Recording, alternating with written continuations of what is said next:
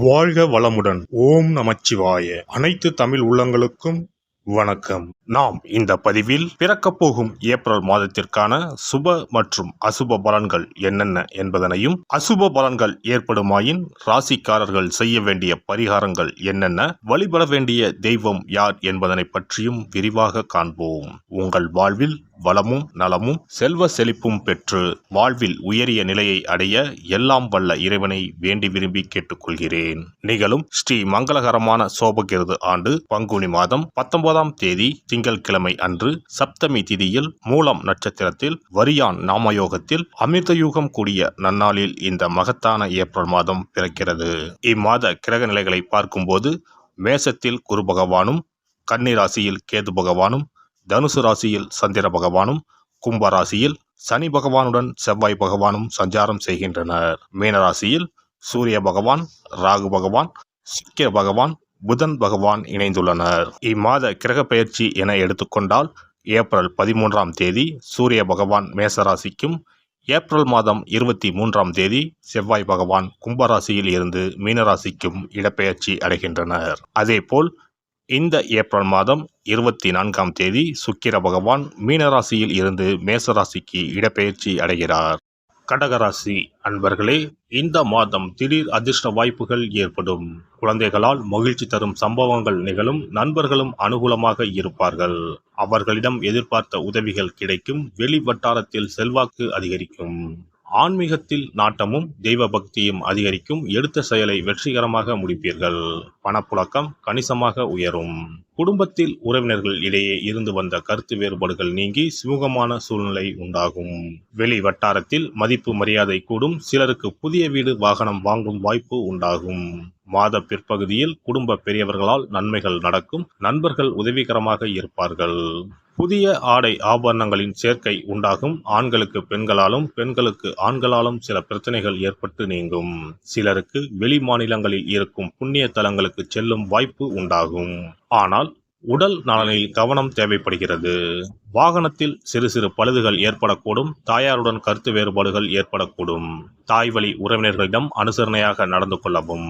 அலுவலகத்தில் அதிக பணிச்சுமை ஏற்படுவதால் மனதில் சோர்வும் உடல் அசதியும் உண்டாகும். உயர் அதிகாரிகளிடம் அனுசரித்து செல்வது எதிர்காலத்திற்கு நல்லது. சிலருக்கு திடீர் இடமாற்றம், பணிமாற்றம் ஏற்படக்கூடும். எதிர்பார்க்கும் சலுகைகள் கிடைப்பதில் தடை தாமதங்கள் ஏற்படக்கூடும். தொழில் வியாபாரத்தில் முன்னேற்றமான சூழ்நிலையே காணப்படும். உழைப்புக்கேற்ற ஆதாயம் கிடைக்கும். பங்குதாரர்களுடன் இணக்கமான சூழ்நிலையே காணப்படும். ஆனாலும் மறைமுக பிரச்சனைகளை சமாளிக்க வேண்டி இருக்கும். மாத பிற்பகுதியில் கொடுக்கல் வாங்கல் விஷயத்தில் எச்சரிக்கை அவசியம். குடும்பத்தை நிர்வகிக்கும் பெண்களுக்கு உறவினர்கள் மத்தியில் மதிப்பு மரியாதை கூடும். வாழ்க்கை துணையின் அன்பும் அவர் வழி உறவினர்களால் நன்மைகளும் ஏற்படும். சிலருக்கு வெளியூர் புண்ணிய தலங்களுக்கு செல்லும் வாய்ப்புகள் உண்டாகும். அலுவலகத்துக்கு செல்லும் பெண்களுக்கு சலுகைகள் கிடைப்பதில் தாமதம் உண்டாகும். கலைத்துறையினர் கூடுதலாக உழைக்க வேண்டியிருக்கும். உங்களது வேலையை கண்டு சக கலைஞர்கள் பொறாமை கொள்வார்கள். கடன் பிரச்சனைகள் தீரும். செல்வ நிலை உயரும். இறுக்கமான சூழ்நிலை மாறும். அரசியல் துறையினருக்கு மேலிடத்துடன் கருத்து வேற்றுமை உண்டாகலாம். கவனம் தேவை. எடுத்துக்கொண்ட காரியங்களில் நிதானத்தை கடைபிடிப்பது நல்லது. நண்பர்களிடம் பக்குவமாக பேசுவது நன்மை தரும். எந்த காரியத்திலும் சாதகமான பலன் பெற வாக்குவாதங்களை தவிர்ப்பது நல்லது. பயணங்களின் போது கவனம் தேவை. மாணவர்களுக்கு கல்வியில் திருப்தியான நிலை காணப்படும். தன்னம்பிக்கை அதிகரிக்கும். கல்வியில் மேன்மை ஏற்படும். நட்சத்திர பலன்கள். புனர்பூசம் 4ஆம் பாதம். இந்த மாதம் உடற்சோர்வு உண்டாகலாம். பூர்வீக சொத்துக்கள் மூலம் வரும் வருமானம் தாமதப்படும். திருமணம் தொடர்பான முயற்சிகளில் சாதகமான நிலை இருக்கும். தொழில் வியாபாரம் தொடர்பான காரியங்களில் எதிர்பாராத தடை ஏற்பட்டு நீங்கும். பணவரத்து அதிகரிக்கும். எதிர்பார்த்த பண உதவி வந்து சேரும். உத்தியோகத்தில் இருப்பவர்கள் மேல் அதிகாரிகளை அனுசரித்து செல்வது நல்லது. பூசம் நட்சத்திரம். இந்த மாதம் அலுவலகம் தொடர்பான பணிகள் தாமதப்படும். எதிலும் கவனம் தேவை. குடும்பத்தில் இருப்பவர்களுடன் வீண் வாக்குவாதங்களை தவிர்த்து சாதாரணமாக பேசுவது நல்லது. வாழ்க்கை துணையுடன் இருந்த மனஸ்தாபங்கள் விலகும். நண்பர்கள் உறவினர்கள் வருகை இருக்கும். பிள்ளைகள் நலனில் அக்கறை காட்டுவீர்கள். ஆயுள்யம் நட்சத்திரம். இந்த மாதம் வீண் வாக்குவாதங்களை தவிர்ப்பது தவிர்ப்பது நல்லது. கடும் முயற்சிகள் பலன் தரும். செலவுகள் அதிகரிக்கும். சாதகமான சூழ்நிலையே காணப்படும். குடும்பத்தில் மகிழ்ச்சி நிலவும். மற்றவர்களுக்கு உதவி செய்ய வேண்டும் என்ற எண்ணம் உண்டாகும். விட்டு சென்ற நண்பர் மீண்டும் வந்து சேர்வார். அதனால் மகிழ்ச்சியும் உண்டாகும். பரிகாரம்: துர்க்கை அம்மனை செவ்வாய்க்கிழமையில் அர்ச்சனை செய்து வழிபடுவது எல்லா பிரச்சனைகளையும் தீர்க்கும். காரிய தடை அகலும். அதிர்ஷ்ட தினங்கள் ஏப்ரல் 9, 10, 11. சிறப்பு பரிகாரம்: கடன் சீக்கிரம் அடைபட செவ்வாய்க்கிழமை இந்த எளிய பரிகாரம் செய்யுங்கள். முருகப்பெருமான் உடனே ஓடி வந்து உதவுவார். செவ்வாய்க்கிழமை அன்று சில எளிய பரிகாரங்களை செய்வதால் விரைவில் கடனை அடைத்து விடலாம் என நம்பப்பட்டு வருகிறது. செவ்வாய்க்கிழமையின் சிறப்புகள் பற்றி காண்போம். எவ்வளவு சம்பாதித்தாலும் வரவும் செலவும் சிலருக்கு சரியாக இருக்கும். சேமிப்பு என்பது உப்புக்கும் இருக்காது.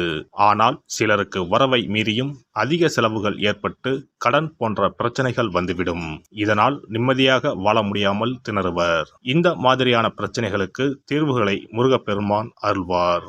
அவருடைய வழிபாட்டிற்கு ஏற்ற தினம் செவ்வாய்க்கிழமை. செவ்வாய்க்கிழமை அன்றைய நாளில் கடன் பிரச்சனைகள், பணி தொடர்பான பிரச்சனைகளை நினைத்து முருகனை வழிபடலாம். செவ்வாய்க்கிழமை அன்று நல்ல செயல்களை தொடங்க ஏற்ற நாள் இல்லை என்பது பாரம்பரியமாக நம்பப்பட்டு வருகிறது. ஆனால் செவ்வாய்க்கிழமை ராகு காலத்தில் செய்யப்படும் வழிபாடு பூஜைகளுக்கு ஆற்றல் அதிகம் என்பது ஐதீகம். செவ்வாய்க்கிழமை அன்று வரும் ராகு காலத்தில் அம்மன் துர்க்கைக்கு எலுமிச்சை தீபம் ஏற்றி வழிபாடு செய்தால் திருமண தடை விலகும். எப்பேற்பட்ட பிரச்சனையாக இருந்தாலும் உடனடியாக தீரும் என்பது ஐதீகம். அதே போலவே துர்க்கை அம்மனுக்கு ராகு காலத்தில் எலுமிச்சை மாலை போட்டு வழிபாடு செய்தால் நல்ல வேலை கிடைக்கும். நம்முடைய கடன் பிரச்சனைகள் தீரும் என ஆன்மீக பெரியோர் கூறுகின்றனர். செவ்வாய்க்கிழமை அன்று செய்ய வேண்டிய பரிகாரங்கள்: எவ்வளவு அடைத்தாலும் தீராத கடன் சுமை இருப்போர் செவ்வாய்க்கிழமை அன்று வீட்டில் ஒரு எளிய பரிகாரத்தை செய்தால் அவர்களுடைய மொத்த கடனம் அடைவதற்கான வழிகள் கிடைக்கும். செவ்வாய்க்கிழமையில் வருகின்ற செவ்வாய் ஹோரையில் இந்த வழிபாட்டை செய்ய வேண்டும். அந்த ஒரே நாளில் 3 வகையான பரிகாரங்களையும் செய்தால் மட்டுமே முழு பலனையும் பெறலாம். முதல் செவ்வாய் ஹோரை. செவ்வாய்க்கிழமை அன்று காலை 6 மணி முதல் 7 மணி வரையிலும் செவ்வாய் ஹோரை இருக்கிறது. அப்போது பாசிப்பயிறு அல்லது பச்சை பயிறு ஆகியவற்றில் ஏதேனும் ஒன்று வெல்லம் போட்டு பாயாசம் செய்து பூஜை அறையில் சுவாமிக்கு படைக்க வேண்டும். வீட்டு பூஜை அறையில் விளக்கேற்றி எங்களுடைய வீட்டின் கடன் சுமைகள் விரைவில் அடைபடுவதற்கான வழிவாய்ப்பை எங்களுக்கு கண்முன்னே காட்டுங்கள் என குலதெய்வம், இஷ்ட தெய்வம் எல்லோரிடமும் பிரார்த்தனை செய்ய வேண்டும். இரண்டாவது செவ்வாய் ஹோரை செவ்வாய்க்கிழமை அன்று பகல் பொழுதில் 1 மணி முதல் 2 மணி வரை இருக்கிறது. அப்போது பச்சரிசியை சுத்தம் செய்து அதனுடன் பச்சை பயிறு, வெல்லம் ஆகியவற்றை கலந்து வீட்டு பூஜை அறையில் வீட்டிற்கும் சுவாமி படத்தின் முன்பு வைக்க வேண்டும். பின்னர் நாங்கள் கோமாதாவிற்கு செய்யும் இந்த தானத்தை ஏற்று எங்களுடைய கடன் சுமை குறைந்து நிம்மதியான வாழ்க்கை கிடைக்க 30 முக்கோடி தேவர்களும் அருள் புரிய வேண்டிக் கொள்கிறோம் என மனதினுள் பிரார்த்தனை செய்ய வேண்டும். உங்களுடைய வீட்டில் யாரின் பெயரில் அதிகமான கடனை வாங்கி இருக்கிறீர்களோ அவர்களின் கையால் பாசிப்பயறு வெல்லம் கலந்த பச்சரிசியை கோமாதாவிற்கு தானமாக கொடுங்கள். பசுமாட்டிற்கு இந்த தானத்தை செய்த பிறகுதான் அன்றைய தினம் பகலில் உணவு சாப்பிட வேண்டும். ஒருவேளை நீங்கள் பணிக்கு செல்பவராக இருந்தால் காலையில் இதையெல்லாம் தயார் செய்து கையில் எடுத்துக்கொண்டு சென்று விடுங்கள். உங்கள் மனதிற்குள் எல்லாவற்றையும் பிரார்த்தனை செய்துவிட்டு பணியிடத்திற்கு அருகில் உள்ள பசுமாட்டிற்கு வழங்கலாம். மூன்றாவது செவ்வாய் ஹோரை.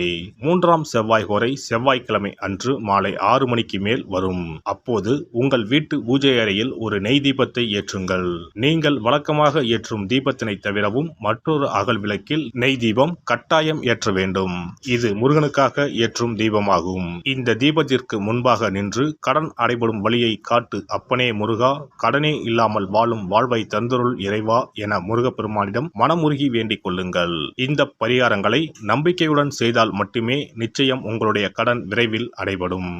எல்லாம் வல்ல இறையருளால் நீங்களும் உங்கள் அன்பு குடும்பமும் உடல் நலம், நீலாயுள், நிறை செல்வம், உயர் புகழ், மெய்ஞானம் ஓங்கி வாழ்க வளமுடன்.